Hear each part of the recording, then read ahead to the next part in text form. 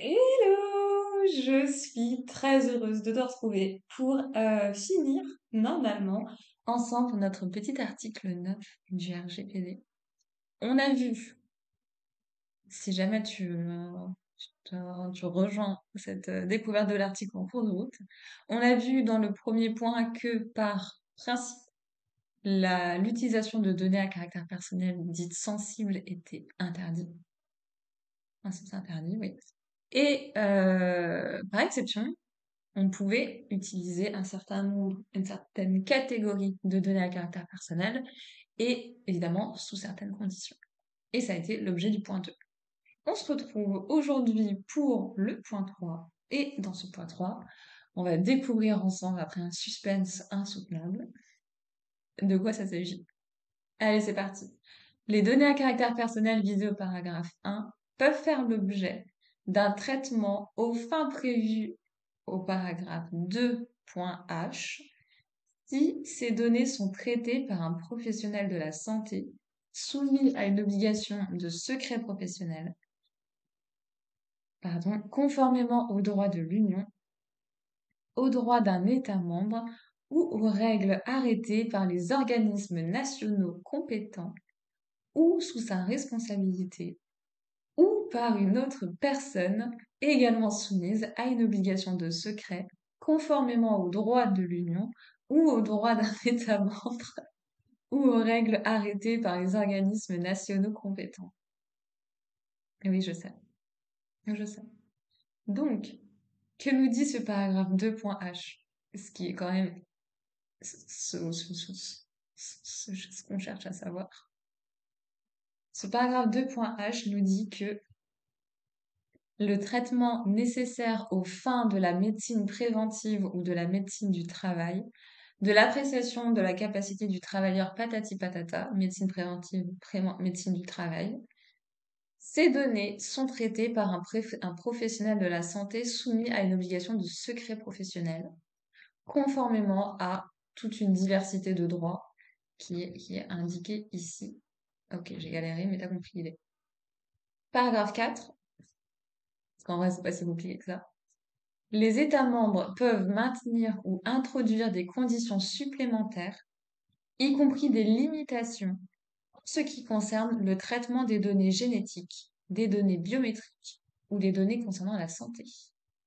Données génétiques, biométriques concernant la santé, tu te souviens, on l'a vu dans une vidéo, dans 3 vidéos par rapport à les vidéos sur la définition des articles la définition des notions du RGPD, c'était l'article 4 et je me souviens, il y avait quoi?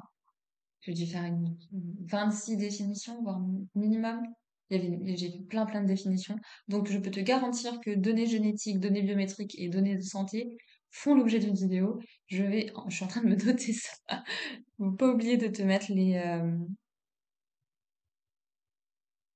vidéos, les liens des vidéos de définition de ça. Attends, je vais mettre pause.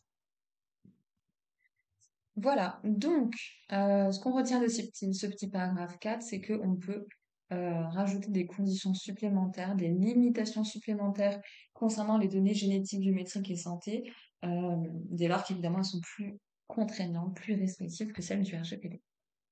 On va se faire le petit considérant 52 tout mignon. Boum boum. Ok. Des dérogations à l'interdiction de traiter des catégories particulières de données à caractère personnel devraient également être autorisées lorsque le droit de l'Union ou le droit d'un État membre le prévoit, et sous réserve de garanties appropriées de manière à protéger les données à caractère personnel et d'autres droits fondamentaux lorsque l'intérêt public le commande, notamment le traitement de données à caractère personnel dans le social, dans le domaine du droit du travail et du droit de la protection sociale, y compris les retraites à des fins de sécurité et de surveillance, d'alerte sanitaire, de prévention ou de contrôle de maladies transmissibles et d'autres menaces graves pour la santé. Ces dérogations sont possibles à des fins de santé, en ce compris la santé publique et la gestion des services de soins de santé, en particulier pour assurer la qualité et l'efficience des procédures de règlement des demandes de prestations. Comment j'ai décroché de fou. Ça, c'est pas du tout remarqué. Allez, on s'y remet. Ces dérogations sont possibles à des fins de santé, en ce compris la santé publique et la gestion des services de soins de santé, en particulier pour assurer la qualité et l'efficience des procédures de règlement des demandes de prestations et de services dans le régime d'assurance maladie ou à des fins archivistiques dans l'intérêt public ou à des fins de recherche scientifique ou historique ou à des fins statistiques. Tu te souviens le trio gagnant? On en avait parlé et je sais que tu t'en souviens. Et si tu t'en souviens pas, ah mince, c'est vrai que je me note ça. La vidéo d'avant, là. 109. Le lien. Ok, sorry. Une dérogation. Une dérogation devrait en outre permettre le traitement de ces données à caractère personnel si cela est nécessaire aux fins de la constatation de l'exercice ou de la défense d'un droit en justice, que ce soit dans le cadre d'une procédure judiciaire, administrative ou extrajudiciaire. Tu te souviens, hein, la défense d'un droit, c'est quelque chose qu'on a déjà vu et qui était absolument pertinent, hein, évidemment. Donc voilà, bon, je pense que toi et moi, on est assez clair sur le fait que sur ce coup-là, je t'invite vraiment à relire ce petit considérant 52.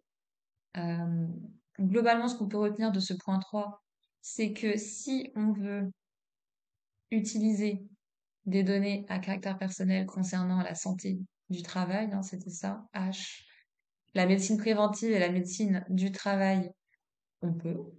Merci Inès. On peut, dès lors que on se rappelle bien que le personnel est soumis à une obligation de secret professionnel ou une obligation de secret conforme à cette notion de secret professionnel en fonction de sa définition dans les différents États de l'Union européenne. Et on peut aussi se rappeler qu'effectivement, on peut introduire des conditions supplémentaires, plus restrictives, des limitations concernant les utilisations de données personnelles, génétiques, biométriques, de la santé. Chaque État membre peut chaque État membre peut durcir les règles concernant cette utilisation de données à caractère personnel. Je t'invite à rester connecté, à t'abonner, à rester connecté, à suivre attentivement chacune de mes prochaines vidéos YouTube, parce que comme tu le sais, courant 2023, j'espère, on va donner un peu plus de croustillant et de fondant avec des cas pratiques, des cas concrets. Je vais voir si je vais voir ce que je peux faire pour vous mettre un peu de saveur dans tout ça. Donc voilà. Si tu as besoin de confier ta conformité RGPD à un humain, n'hésite pas, tu peux me contacter sur mes différents réseaux sociaux. Je te souhaite une très belle journée et puis bisous.